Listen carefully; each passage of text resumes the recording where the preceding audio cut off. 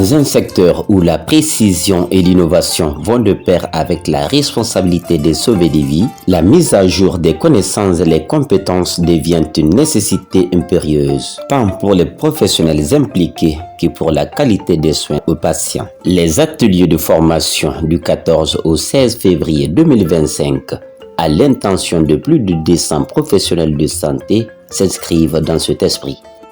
La formation portait sur deux volets. Il y avait un premier volet théorique et le second volet, c'était le volet pratique par la simulation médicale. Pour cette première organisation, nous avons axé la partie théorique sur la prise en charge de certaines urgences obstétricales, et ceci pour améliorer davantage la prise en charge des urgences obstétricales afin de contribuer à la réduction de la mortalité materno-infantile. Les formations de cette première journée portaient sur l'accès des voies aériennes supérieures au bloc opératoire, les différentes techniques d'anesthésie utilisées au cours des urgences obstétricales, l'évaluation d'une parturiente avant une chirurgie obstétricale au bloc opératoire, et éventuellement nous avons aussi parlé de certaines complications liées à certaines techniques d'anesthésie, notamment les céphalées post-ponction lombaire. Donc nous avons essayé vraiment de choisir quelques thèmes essentiels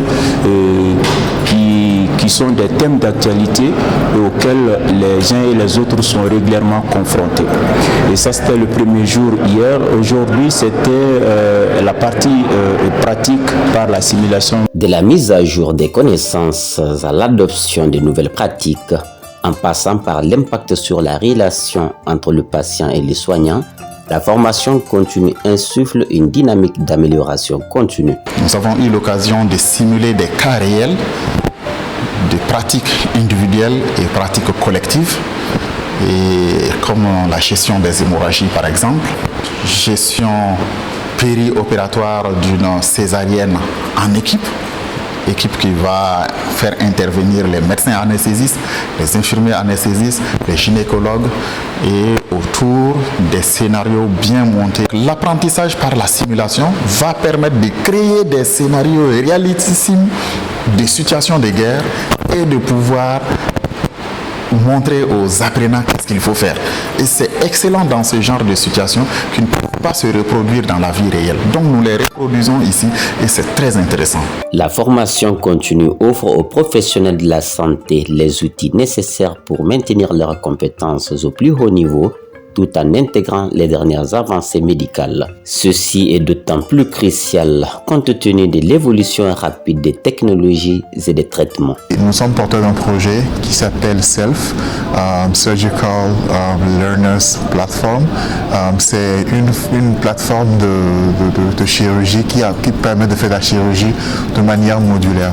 Donc c'est pour répondre au fait à un problème qui est croissant, le problème de la croissance de la population, mais que les formateurs en chirurgie ne sont pas assez nombreux pour pouvoir encadrer aussi rapidement les apprenants pour apprendre la chirurgie et répondre vraiment aux besoins en chirurgie de la population qui est de plus en plus grandissante. Donc c'est pour pouvoir porter cette solution. Il s'agit de la chirurgie en apprentissage modulaire et ça passe par la déconstruction des tâches et ça passe par la formation des modules. Donc nous avons dans la salle ici présent des experts dans des centres de simulation pour les instruire sur les modules, les modalités de formation ou des modalités de création plutôt des modules SELF, et c'est des modules qui sont administrés directement par les apprenants à leurs hôpitaux respectifs, qui leur permet d'acquérir des aptitudes chirurgicales sur place.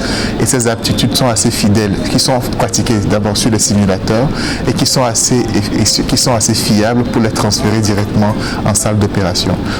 Face à des multiples dimensions dans l'urgence en obstétrique, les intubations difficiles, l'intérêt de la formation continue pour les professionnels de la santé est jugée indéniable par les participants. Cette démarche perpétuelle d'apprentissage, dit-il, garantit non seulement l'excellence du service rendu, mais renforce également le lien de confiance avec les patients. Je dirais mention spéciale aux formateurs, à toute l'équipe d'organisation.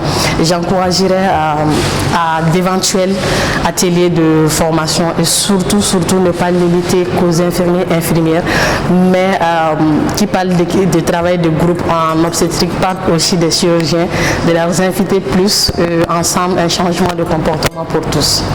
Ces ateliers de formation qui se sont déroulés à la faculté de médecine et d'odontostomatologie FMOS, au centre hospitalier universitaire Gabriel Touré de Bamako, au camp de garde-salle de Mutuelle, au centre international des conférences de Bamako, entrent dans le cadre des pré-activités de la 65e conférence du Collège ouest-africain de chirurgie WACS, organisée par la Société de chirurgie du Mali, Soshima.